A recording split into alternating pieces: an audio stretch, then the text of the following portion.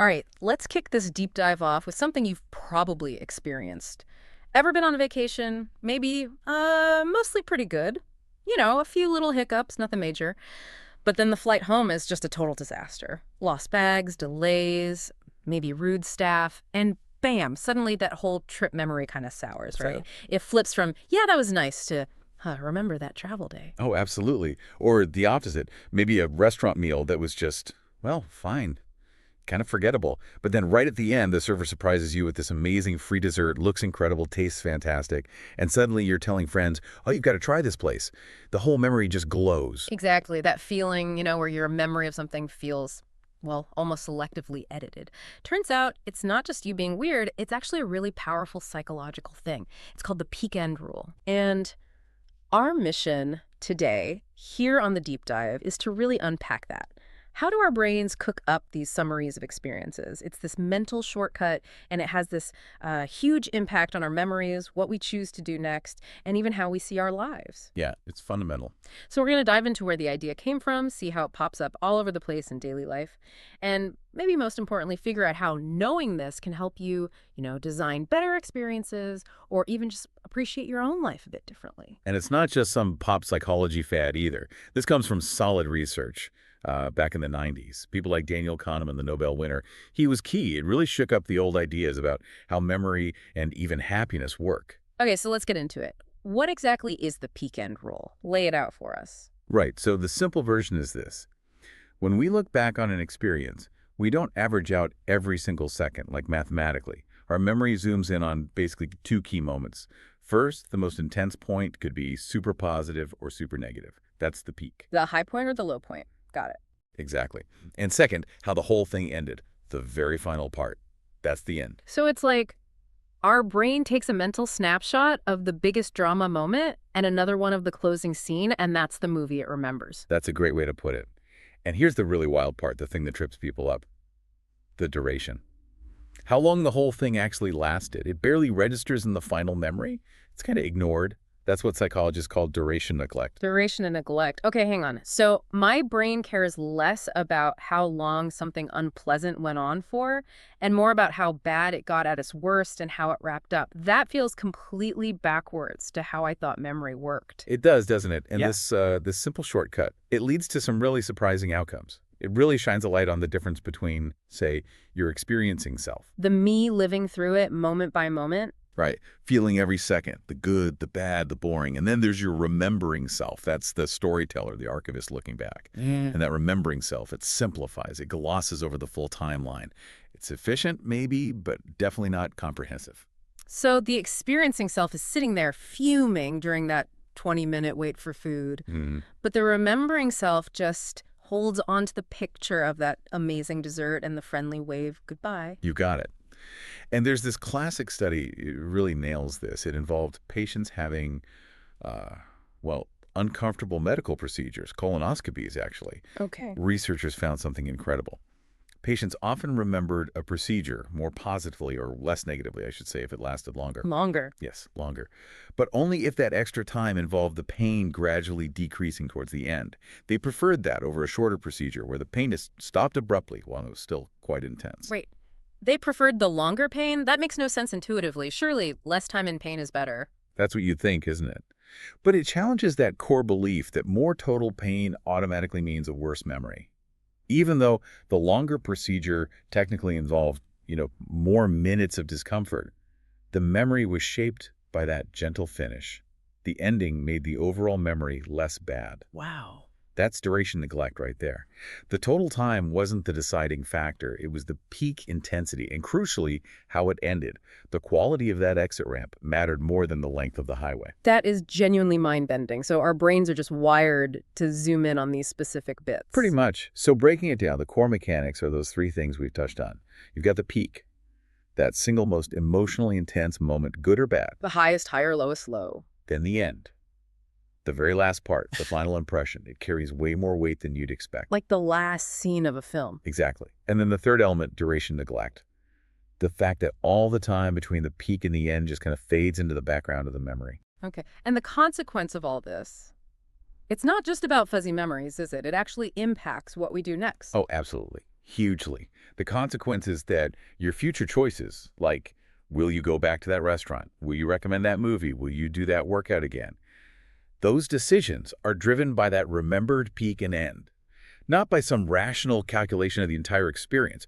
Your remembering self is basically calling the shots for your future experiencing self based on this highlight reel. Right. And this is where it gets really interesting for me, because once you start thinking about this rule, you can't unsee it. It's like suddenly having X-ray vision for experiences. I'm already rethinking my last holiday. It really is like that, isn't it? Connected to the bigger picture. And you see it shaping perceptions constantly. Think about customer service again. You could have a really annoying call, right? Long hold times, maybe a transferred a bunch, you're getting properly frustrated. In there. Many times. But Right. if it ends well, like the final agent is super helpful, solves the problem, maybe gives you a little credit, or just a sincere apology, you often remember that call way more positively than you'd expect. More positively, maybe, than a call that was just meh the whole way through, but ended vaguely or without resolution. That strong ending can really rescue the memory. So even if 90% of the call was awful, that final 10% can disproportionately improve how I feel about it later. Often, yes. Or think about travel, like your first example. A trip that's just consistently okay. Fine weather, no disasters, but nothing truly memorable either. If that trip ends with airport hell, lost bags, delays, chaos, Yeah. that ending can just tank the whole memory. Yeah. But compare that to a trip with a few bumps, maybe some rain, a disappointing meal, but it also had one absolutely magical evening, like a breathtaking view or a surprise encounter, and it finished with a really smooth, easy travel day home. That amazing peak and that pleasant end become the anchors. They can totally overshadow the minor negatives. That's so true. I can immediately picture trips where one incredible moment, just one, totally defines the whole thing in my memory, erasing the less than perfect bits. And we see it constantly in entertainment. Think about TV shows. A series might have a pretty weak season, maybe it drags a bit, plot holes. Yeah. But if it pulls off a stunning, really satisfying finale, people rave about it, it gets remembered well, recommended, even if chunks of it were mediocre. Oh. But the opposite is also true.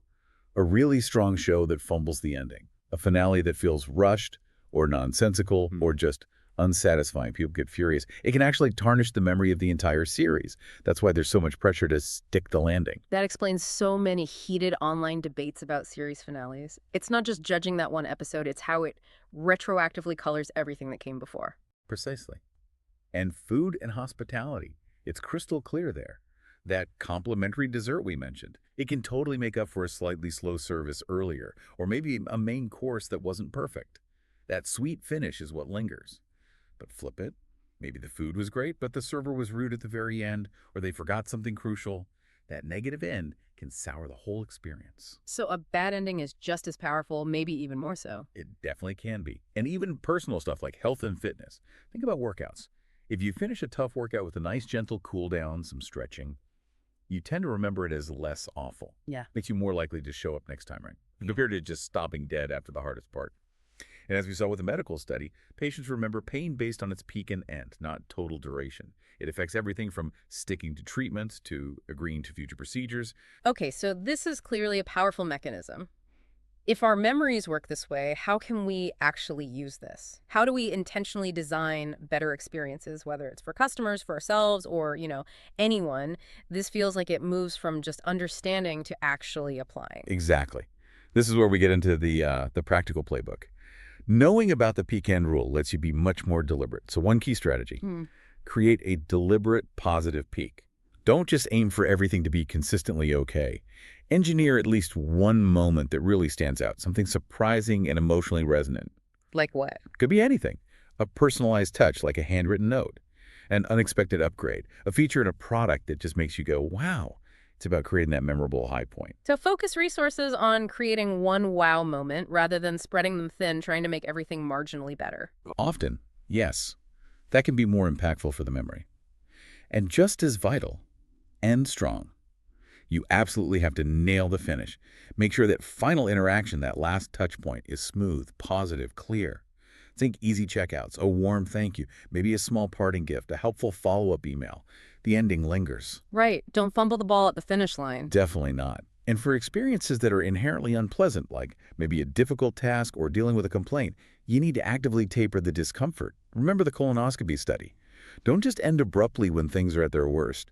Gradually reduce the intensity towards the end. It makes the memory less negative. It's counterintuitive, I know, because it might mean the unpleasantness lasts a bit longer, but a gentler ending makes for a less harsh memory.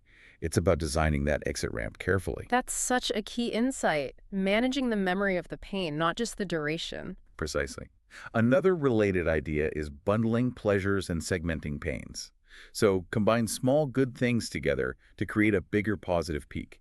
Like a flight where they give you a drink, then a snack, then maybe some free Wi-Fi access all around the same time.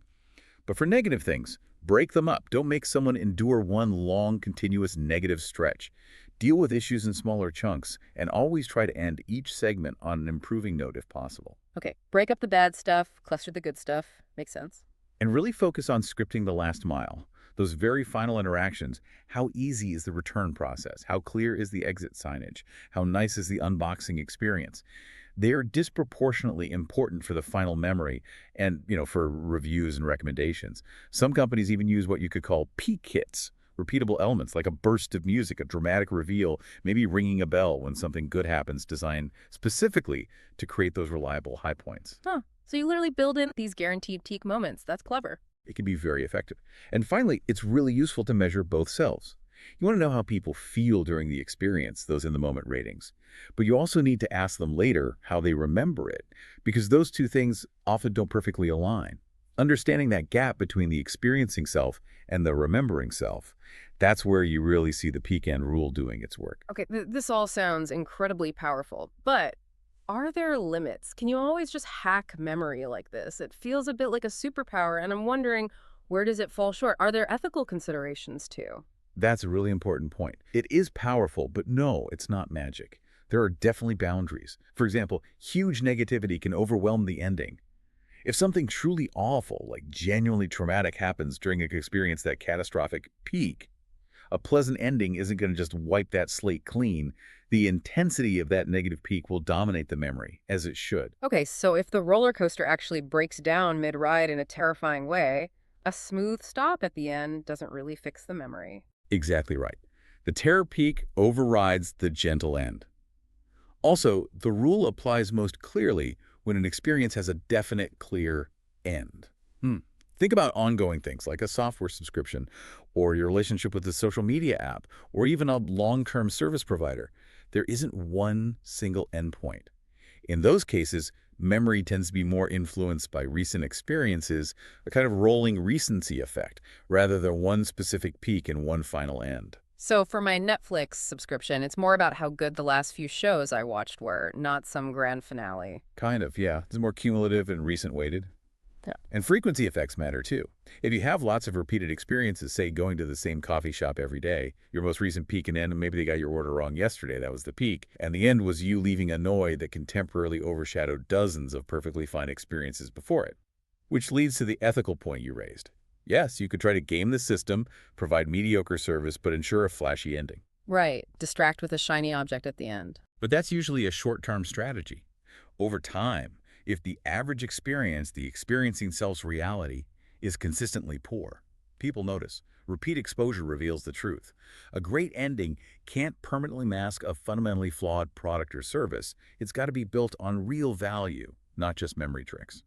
That makes sense. You can't just put lipstick on a pig forever. Eventually people see the pig. And does this connect to other psych concepts? I feel like I'm hearing echoes of other ideas. Oh, definitely. It sits within a whole network of related cognitive biases and heuristics. Like the recency effect, we tend to remember the most recent information better. That clearly boosts the power of the end part of the rule. Right, the last thing heard or seen sticks. And the negativity bias. We tend to pay more attention to and give more weight to negative experiences compared to positive ones of equal intensity. That means a negative peak can often be much more damaging to the memory than a positive peak is beneficial. You might need a really fantastic positive peak to counteract even a moderately bad one. Ugh, so one really bad moment is harder to overcome. That explains why one awful customer service call can sour you on a company for ages. Exactly. It also links to hedonic adaptation. That's our tendency to get used to good things. Steady, consistent pleasure starts to feel normal. It fades into the background. Those engineered peaks we talked about, they're a way to cut through that adaptation. to create moments that stand out against the baseline and feel fresh and memorable again. So peaks prevent the good from just becoming boring. In a way, yes. And finally, things like the focusing illusion and the availability heuristic play a role. We tend to overestimate the importance of things we're currently focusing on.